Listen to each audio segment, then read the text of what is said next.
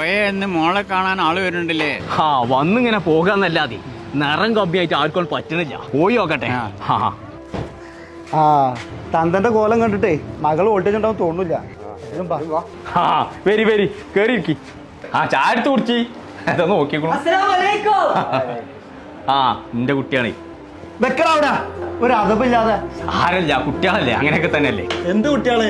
എന്റെ വളർത്തു ദോഷം അതൊക്കെ നിങ്ങളെ കുടുംബത്തിൽ നടക്കുള്ളൂ. നിങ്ങൾ അതൊന്നും കാര്യാക്കണ്ട കേട്ടോ. നിങ്ങൾ കുടിച്ചോളി. ഓ അങ്ങനെയൊക്കെ തന്നെ എവിടെ പോയാലും ഇങ്ങനെയൊക്കെ തന്നെ കാര്യം.